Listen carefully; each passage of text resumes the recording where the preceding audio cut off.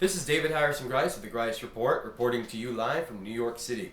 So this is going to be a continuation of my Medicaid series. This is how the big, beautiful pile of crap that Trump has passed through this House and the Senate is going to be impacting your health coverage. So first thing I want to cover, and this information is pulled from the Kaiser Family Foundation, who's been around since 1940. Their media bias, when it comes to their credibility, they were rated very high. So I do somewhat trust this information, but I will be continuing to cover it with more information in the future.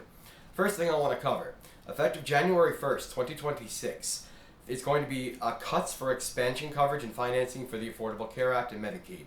We all kind of expected this, but the unfortunate thing is that the feds are going to be pulling funding even sooner than expected, starting at the beginning of next year. Effective October 1st, 2027, there's going to be a funding match reduction for any state that covers anyone who is undocumented.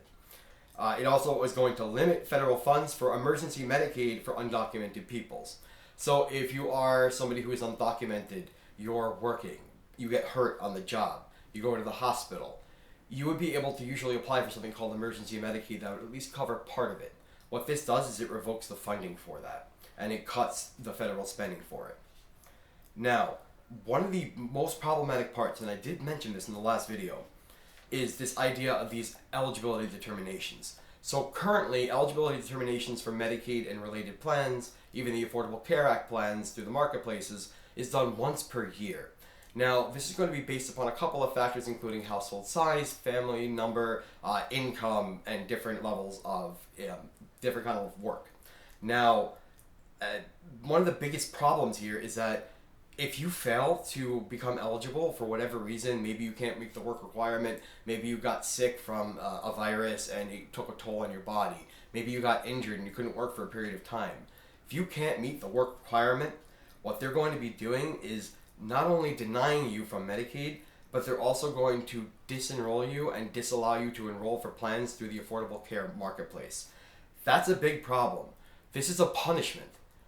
Don't even think twice about it. This is a punishment on both undocumented peoples and peoples who are living with a disability or a chronic illness. That's what this is, plain and simple. Now, the biggest problem, and one of my biggest concerns, they're starting in a couple of years, they're going to be completely withdrawing any funding and eligibility for undocumented peoples.